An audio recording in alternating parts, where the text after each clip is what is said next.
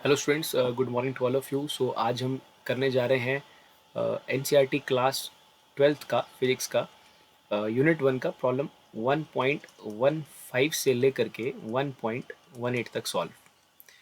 सो इन problems को हम आज सॉल्व करेंगे। इससे पहले के जो प्रॉब्लम है यूनिट 1 के वो मैं ऑलरेडी जो है अपलोड कर चुका हूँ। So here I am just starting with this question 1.15। मैं क्वेश्चन 1.15 से जो है वो स्टार्ट कर रहा हूँ। सो क्वेश्चन 1 में कहा गया है कि हमारे पास एक इलेक्ट्रिक फील्ड है और ये इलेक्ट्रिक फील्ड का वैल्यू है 3 इंटू 10⁻³ आई कैप न्यूटन पर कूलम। मीन्स ये जो फील्ड है वो एक्स एक्सिस की तरफ डायरेक्टेड है और ये भी कहा गया है कि ये एक यूनिफॉर्म इलेक्ट्रिक फील्ड है। तो आपसे पूछा जा रहा है what is the flux of this field through a square 10 centimetre on a side whose plane is parallel to the Y Z plane. तो यहाँ पर आपसे कहा जा रहा है कि कितना फ्लक्स जो एक स्क्वायर में से थ्रू होगा और स्क्वायर की उस साइड में से थ्रू होगा जो साइड वाई-जेड प्लेन के पैरेलल है। तो अगर मैं ऐसे कुछ एक्सिस ड्रॉ करता हूँ यहाँ पर, if this is X axis and this is Y axis and this is मैं वाई बना लेता हूँ, दिस इज जेड एक्सिस। आप कहीं भी बना सकते हैं वाई जेड, ऐसा कोई इशू नहीं है, बट आपको समझने में जो है थोड़ी आसानी रहेगी। सो ये जो प्लेन अभी आपको दिख रहा है यहाँ पर, I can call it as a Y Z plane. Okay, ये वाई जेड प्लेन हो गया हमारे पास। तो हमारा जो स्क्वायर है उसका जो साइड है जिसमें से हमसे फ्लक्स पूछा जा रहा है वो इस वाई जेड के पैरेलल है। मीन्स वो भी हमने कुछ इस तरह से ही, फिर ऐसे ही वो भी ओरिएंटेड होगी, वो साइड भी ऐसी ओरिएंटेड होगी उस स्क्वायर की, क्योंकि उसे कहा गया है कि वो वाई जेड के पैरेलल है। तो वाई जेड का जो एरिया वेक्टर होगा, अभी ये जो जेड है ये आपके फेस की तरफ को आप इसे इस तरह से समझे। ये जो वाई जेड है इसका जो एरिया वेक्टर होगा वो इसके परपेंडिकुलर होगा, मतलब एक्स डायरेक्शन की तरफ होगा। बिकॉज वाई जेड प्लेन से अगर हम परपेंडिकुलर ड्रॉ करते हैं तो वो अभी एक्स डायरेक्शन की तरफ आएगा, एक्स एक्स डायरेक्शन की तरफ होता है। और इलेक्ट्रिक फील्ड भी यहाँ पर एक्स डायरेक्शन की तरफ है और उसका वैल्यू है 3 इंटू 10⁻³ और जिस स्क्वायर से हमसे फ्लक्स पूछा जा रहा है उसका एरिया वेक्टर भी एक्स डायरेक्शन की तरफ ही होगा, क्योंकि वो साइड वाई जेड के पैरेलल है, तो उसकी भी सेम ही ओरिएंटेशन बनेगी। तो पहले केस में फ्लक्स का आंसर आ जाएगा phi is equal to E delta S cos 0 degree, because area vector और इलेक्ट्रिक फील्ड में जो है वो सेम, वो एक ही डायरेक्शन में है, पैरेलल है। So phi is equal to 3 into 10⁻³ और एरिया हमारे पास साइड दी है 0.1 मीटर, 10 सेंटीमीटर लिखा है, हमने उसे मीटर में कन्वर्ट करना पड़ेगा, 0.1 मीटर। तो एरिया इज 0.1 मीटर का स्क्वायर, बिकॉज ये एक स्क्वायर है, स्क्वायर का एरिया होता है साइड का स्क्वायर, cos 0 इज 0। सो इसको हम थोड़ा सिंप्लीफाई करेंगे, 3 इंटू 10⁻³ इंटू 1/100 एंड 2 0 से 2 0 कैंसिल हो जाएंगे यहाँ पर, और हमारे पास जो बचेगा फ्लक्स का वैल्यू वो बचा है 30। तो ये हमारे फर्स्ट पार्ट का आंसर है एंड इसका यूनिट है newton metre square C-1। So this is the flux through this Y Z plane, और वी कैन कॉल इट कि हमारा जो स्क्वायर है यहाँ पर उसका साइड भी जो है वो वाई जेड प्लेन के पैरेलल है। तो इस स्क्वायर का जो एरिया वेक्टर बनना था वो भी इसी डायरेक्शन में बनना था। तो हमने उस स्क्वायर की साइड में से फ्लक्स कैलकुलेट कर लिया एंड इट इज 30। अब इसी क्वेश्चन के सेकंड पार्ट में चलते हैं। सेकंड पार्ट में हमसे पूछा जा रहा है कि अगर अभी इन द सेकंड केस इसी सेम स्क्वायर में से फ्लक्स कितना होगा अगर आप उस स्क्वायर के ऊपर एक नॉर्मल ड्रॉ करते हैं और वो नॉर्मल 60 डिग्री का एंगल बनाती है एक्स एक्सिस के साथ। उसी स्क्वायर के फेस के ऊपर नॉर्मल ड्रॉ करने का मतलब कि हम उसके एरिया वेक्टर की डायरेक्शन की बात कर रहे हैं। किसी भी साइड के ऊपर अगर आप किसी भी फेस के ऊपर अगर आप नॉर्मल बनाएंगे तो वो नॉर्मल आपको देगा उसके एरिया वेक्टर की डायरेक्शन। तो अभी कहा गया है कि वो जो नॉर्मल है वो एक्स एक्सिस के साथ 60 डिग्री का एंगल बना रहा है, मतलब इलेक्ट्रिक फील्ड के साथ बेसिकली 60 डिग्री का एंगल बना रहा है, क्योंकि इलेक्ट्रिक फील्ड एक्स डायरेक्शन में है। तो अभी हमारा फ्लक्स के एक्सप्रेशन में थोड़े चेंजेस आएंगे। ई की जगह हम लिख रहे हैं 3 इंटू 10⁻³ इंटू एरिया की जगह again 1/100 multiplied by cos 60, because now the angle between the field and the area vector is 60 degree. So आप जानते हैं cos 60 इज 1/2, तो 1/2 जो है वो नई चीज आ रही है यहाँ पर, और 1/2 से अपना एक्सप्रेशन जो है थोड़ा सॉल्व होके आधा हो जाएगा। सो इट इज 1/2, बाकी सब वैसा ही है, सेम टू सेम। सो इसको पूरा सॉल्व करने पे it is 15 Newton meter square C inverse. So this is the answer to the second part of problem 1.15. So I hope आपको ये प्रॉब्लम समझ आई होगी. This is not so difficult. So now अब हम करने जा रहे हैं स्टूडेंट्स प्रॉब्लम 1.16 जो कि लिंक्ड है प्रॉब्लम 1.1 के साथ. तो प्रॉब्लम 1.16 में कहा गया है what is the net flux of uniform electric field of exercise 1.15. कि इस प्रॉब्लम में जो इलेक्ट्रिक फील्ड दिया था उसकी वजह से जो नेट फ्लक्स होगा उस एक और क्यूब है जिसकी साइड 20 सेंटीमीटर की है और क्यूब को ऐसे ओरिएंट किया गया है कि उसके जो फेसेस हैं वो कोऑर्डिनेट प्लेन्स के साथ पैरेलल हैं. कोऑर्डिनेट प्लेन्स मतलब एक सिंपल हम एक एक्स वाई वाई जेड ऐसे कुछ प्लेन जो बनते हैं उनकी बात कर रहे हैं. जैसे ये अगर हमारे पास एक्स एक्सिस है और ये हमारे पास वाई एक्सिस है, so this is a X Y plane. ये हमारे पास एक एक्स वाई प्लेन बन जाएगा. सो ये हुआ कोऑर्डिनेट प्लेन का मतलब. तो इस प्रॉब्लम में हमें कुछ इस तरह से कहा गया है कि आपका जो क्यूब है आपने ऐसे ओरिएंट किया है कि वो क्यूब कोऑर्डिनेट प्लेन्स के साथ जो है वो एक तरह से पैरेलल है. So let us suppose this is a cube there and हमने क्यूब बना दिया और कहा गया है कि क्यूब जो है क्यूब के जो फेसेस हैं are parallel to the coordinate planes. तो अभी यहाँ पर हमें एक बात दी गई है कि इस पूरे रीजन में जो इलेक्ट्रिक फील्ड है वो एक यूनिफॉर्म इलेक्ट्रिक फील्ड है और वो एक्स डायरेक्शन की तरफ है. एक्स डायरेक्शन की तरफ है. एंड अगर हम पिछले क्वेश्चन को देखें और कहा गया है साथ में वो एक यूनिफॉर्म फील्ड भी है, उसकी वैल्यू है 3 × 10⁻3. पूरे रीजन में इलेक्ट्रिक फील्ड का वैल्यू इतना है और वो यूनिफॉर्म है. तो यहाँ पर जितने भी प्लेन्स हैं जितने भी फेसेस हैं इस क्यूब के वो सारे फ्लक्स में कंट्रीब्यूट नहीं कर रहे हैं. ये वाले जो फेसेस हैं जो आपके वाई जेड साइड वाले हैं वाई जेड वाले हैं यही जो है फ्लक्स में कंट्रीब्यूट कर रहे हैं जिनके ऊपर मैं लाइंस ड्रॉ कर रहा हूँ. जैसे कि फॉर एग्जांपल मैं ये ऐसे ड्रॉ कर लेता हूँ. ये वाले यही जो है हमारे पास फ्लक्स के लिए कंट्रीब्यूट करेंगे.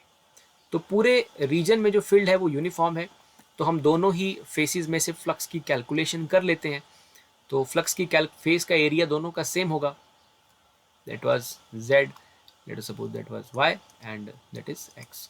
सो इलेक्ट्रिक फील्ड x में है तो वही कर पाएंगे कंट्रीब्यूट पूरी तरह से. देखो यहाँ पर कोई एंगल नहीं बन रहा है किसी भी फेस का इलेक्ट्रिक फील्ड के साथ. अगर बन रहा है तो थीटा 0 बन रहा है या बन रहा है तो थीटा 90 बन रहा है. कोई 30 60 40 नहीं बन रहा है.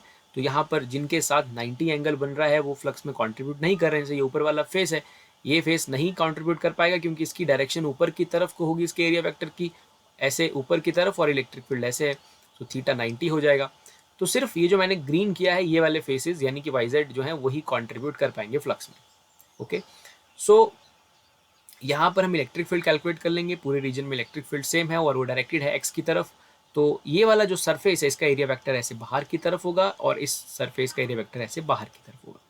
तो इसे मैं सरफेस 1 दे देता हूँ नाम और इसे मैं सरफेस 2 नाम दे देता हूँ. तो पहले सरफेस में जो फ्लक्स का एक्सप्रेशन आएगा वो आएगा E D S cos theta यानी कि कॉस 0. तो मैं इसे लिख लूँगा ई डी एस या ई डेल्टा एस जो भी आपको लिखना है आप लिखिए ई डेल्टा एस. अभी बाद में इसको हम पुट करने की हमें ज़रूरत नहीं पड़ेगी यहाँ पर. तो पहले सरफेस में से जो फ्लक्स का एक्सप्रेशन आ रहा है हमारे पास वो हमने कैलकुलेट कर लिया. Just a minute. उसको लिख लेते हैं ई डेल्टा एस. एंड इसके बाद हम चलते हैं दूसरे फेस की तरफ. तो यहाँ से जो फ्लक्स का एक्सप्रेशन आएगा φ2 का एक्सप्रेशन आएगा वो आएगा E delta S cos 180 because electric field is in this direction and area vector of this face is in the backward direction backward normal. So ये आ जाएगा हमारे पास minus E delta S. So basically जो total flux यहाँ से हमें मिल रहा है इट इज़ φ1 प्लस φ2. सो ये है E delta S plus minus E delta S. So ये हो जाएगा हमारे पास कैंसिल. सो बेसिकली इस केस में जो नेट फ्लक्स का आंसर हमें मिल रहा है that is equal to 0 in the problem 1.16. तो इसको समझने का मतलब ये है कि इसको करने का जो रिजल्ट है उसे हम ये सीख रहे हैं कि जितना फील्ड लाइंस इसमें एंटर कर रही हैं इस क्यूब में उतना फील्ड लाइन जैसे लीव भी कर रही हैं. सो इसी वजह से यहाँ का जो नेट फ्लक्स है वो अपने पास 0 हो रहा है. Okay students, so this is the answer for this problem 1.1. So now students हम करने जा रहे हैं problem 1.17. so इसमें कुछ लिखा गया है careful measurement of electric field at the surface of a black box indicates that net outward flux through the surface of box is given us. so किसी बॉक्स में से जो फ्लक्स आउट हो रहा है और आउटवर्ड फ्लक्स जो है उसकी वैल्यू दी है 8.0 इंटू 10⁻³ न्यूटन मीटर स्क्वायर पर कूलम. एंड अब क्वेश्चन के ऊपर चलते हैं. कहा गया है कि what is the net charge inside the box कि चार्ज कितना है बॉक्स के अंदर. तो हम जानते हैं गॉस थ्योरम का हम इस्तेमाल करेंगे यहाँ पर phi is equal to Q by epsilon nought. तो यहाँ से हम क्यू की वैल्यू को जो है आसानी से सॉल्व कर लेंगे। So it is 8 into 10⁻³ and multiplied by the permittivity there, and permittivity का वैल्यू है 8.85 इंटू 10⁻⁻12। तो आप इसे मल्टीप्लाई करके इसे सॉल्व कर लेंगे। सो इसका जो आंसर है वो आ जाएगा हमारे पास 0.07 माइक्रोकूलम्स। तो आप इसे सॉल्व कर लेंगे, सिंप्लीफाई कर लेंगे वैल्यूज़ को, और ये इसका आंसर आ जाएगा। चार्ज हमने इस तरह से इसका फाइंड आउट कर लेना है। सो इट इज़ 0.07 माइक्रोकूलम्स, और इससे पहले ये कूलम्स में आएगा बट इसे माइक्रोकूलम में मैंने डायरेक्ट आपके सामने आंसर लिख दिया, आप जस्ट इसे मल्टीप्लाई करेंगे। We just use the Gauss theorem there, phi is equal to Q by epsilon nought. Phi दिया था कितना फ्लक्स जो है उस सरफेस में से निकल रहा है, आउटवर्ड फ्लक्स, एंड आपको चार्ज निकालना है कि what is the charge there. And अब इसके सेकंड पार्ट की तरफ चलते हैं। तो फर्स्ट पार्ट तो बहुत आसान है, सेकंड की तरफ चलते हैं कि if net outward flux were surface of the box were zero, could you conclude that there were no charges inside the box, why or why not? So कह रहे हैं कि अगर इस क्यूब में से या जो भी बॉक्स है उसमें से जो फ्लक्स है वो ज़ीरो है, जो फ्लक्स है वो ज़ीरो है, तो क्या आप ये कह सकते हो 100% या नहीं भी कह सकते कि अंदर कुछ चार्जेस हैं? Flux to surface were zero, if you conclude that there were no charges, so अगर फ्लक्स ज़ीरो है तो हम ये कह सकते हैं कि अंदर चार्जेस जो हैं वो ज़ीरो है। लेकिन साथ ही साथ में अगर फ्लक्स ज़ीरो है तो ऐसा भी हो सकता है कि अंदर जो चार्जेस हों वो इक्वल एंड अपोजिट हो। मान लीजिए अंदर एक चार्ज 2 कूलम्स का है और एक चार्ज -2 कूलम्स का है, तो उनका नेट चार्ज जो है वो ज़ीरो हो जाएगा। और गॉस थ्योरम के according phi equal to Q by epsilon nought, if Q is equal to zero then flux is zero. तो क्वेश्चन में पूछा जा रहा है कि आप क्या ऐसा कंक्लूड कर सकते हैं कि अंदर कुछ चार्जेस हैं या नहीं है। तो बेसिकली फ्लक्स ज़ीरो है, तो हम फ्लक्स ज़ीरो होने के दो कारण हो सकते हैं, अंदर चार्ज ज़ीरो है या अंदर डिफरेंट नेचर के दो चार्जेस बैठे हुए हैं। जैसे मैंने एग्जांपल दिया +2 कूलम्स और -2 कूलम्स का, तो नेट चार्ज अंदर ज़ीरो बन रहा है, तो उस वजह से भी फ्लक्स ज़ीरो हो सकता है। So we are not sure about that कि अंदर चार्ज जो है वो ज़ीरो है ही है। ऐसा हो सकता है कि अंदर कुछ चार्ज नहीं है, या ऐसा हो सकता है कि अंदर एक प्लस क्यू है और एक माइनस क्यू है। ओके, सो हम इस तरह से कह सकते हैं कि उनका एल्जेब्रिक सम ज़ीरो बन रहा होगा और नेट सम ज़ीरो बन रहा होगा। सो this is the answer for this second part of this 1 point. So now students, अब हम करने जा रहे हैं अपना आज का प्रॉब्लम नंबर 1.18।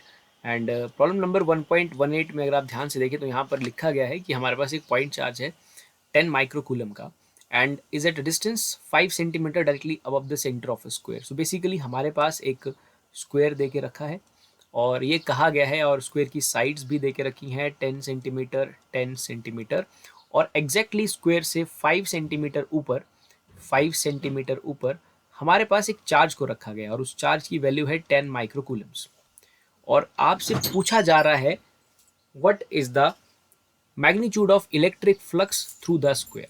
सो एक स्क्वायर है जिसकी साइड 10 सेंटीमीटर है और स्क्वायर की साइड से 5 सेंटीमीटर ऊपर आपने स्क्वायर के सेंटर से 5 सेंटीमीटर ऊपर एक 10 माइक्रोकूलम के चार्ज को रखा है। And question is what is the magnitude of electric flux through the square. Square में से जो फ्लक्स निकलेगा उसका मैग्नीट्यूड आपको फाइंड आउट करना है। हिंट के तौर पर दिया गया है, think of the square as one face of a cube with edge 10 centimetre, कि आप ये समझ सकते हैं कि ये जो यहाँ पर स्क्वायर का जो साइड है वो एक क्यूब का एक साइड है, बेसिकली क्यूब का एक फेस है जिस क्यूब का जो एज है वो 10 सेंटीमीटर का है, मतलब उस क्यूब का जो साइड है वो 10 सेंटीमीटर का है, लेंथ जो है।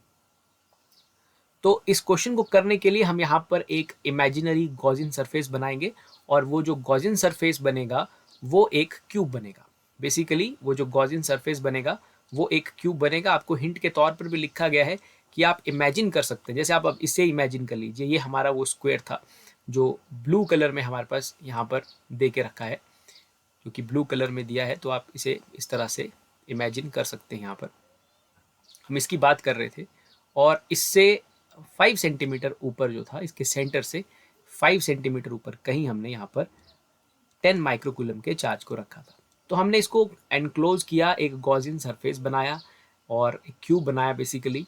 एंड अब हम ध्यान से देखें कि अब बिल्कुल सेंटर में, और ये साइड जो हैं सारे 10 10 और 10 के हैं, सारे 10 10 के हैं, और बिल्कुल बीचों बीच यहाँ पर एक चार्ज रखा गया है 10 माइक्रोकूलम का। अगर आपसे बात की जाए कि इस पूरे क्यूब में से कितना फ्लक्स निकल रहा है, तो आप लिखेंगे Q बाय एप्सिलॉन नॉट। लेकिन इन दिस क्वेश्चन हमसे कहा गया है कि स्क्वायर के इस स्क्वायर में से, यानी कि आपको ये भी बोला गया हिंट के तौर पे कि ये स्क्वायर जो है ये उस क्यूब का एक फेस है। तो क्यूब के पास होते हैं total number of faces equal to 6। तो जो टोटल फेसेस हैं क्यूब के पास वो हैं 6, और पूरे क्यूब में से फ्लक्स निकल रहा है Q बाय एप्सिलॉन नॉट। तो एक फेस में से कितना फ्लक्स निकलेगा, it is Q by 6 epsilon nought. ये निकलेगा Q by 6 epsilon not.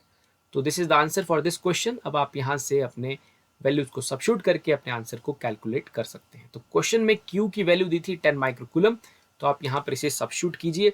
10 microcoulomb means 10 into 10 raised to power minus 6 coulombs and divided by 6 into 8.85 into 10 raised to power minus 12। ये epsilon not permittivity की value हमारे पास है। तो इसको solve करने पे आपके पास जो है आपके फ्लक्स का आंसर आ जाएगा। सो this is the answer for this question. I hope आपको ये क्वेश्चन समझ आ रहा हो। आपसे पूछा गया था कि इस स्क्वायर में से कितना फ्लक्स थ्रू होगा, और इसके बिल्कुल ऊपर इस स्क्वायर का जो एज लेंथ था, जो साइड था, वो 10 सेंटीमीटर का था। 5 सेंटीमीटर ऊपर एक चार्ज रखा था आपने 10 माइक्रोकूलम का। आपने इस क्वेश्चन को समझने के लिए एक गॉसियन सरफेस बनाया, इसे क्यूब बनाया, हिंट में भी दे के रखा था, एंड आपने यहाँ से देखा कि पूरे क्यूब में से flux Q bye epsilon not है, तो एक फेस में से Q बाय 6 एप्सिलॉन नॉट हो जाएगा। सो आई होप आपको ये प्रॉब्लम जो है समझ आई होंगी। प्रॉब्लम 1.5 से लेकर के 1.18 तक। जल्दी ही मैं 1.8 के बाद जो प्रॉब्लम्स हैं और इस चैप्टर को ख़त्म करते हुए नेक्स्ट वीडियो में अपलोड कर दूँगा। Thank you very much.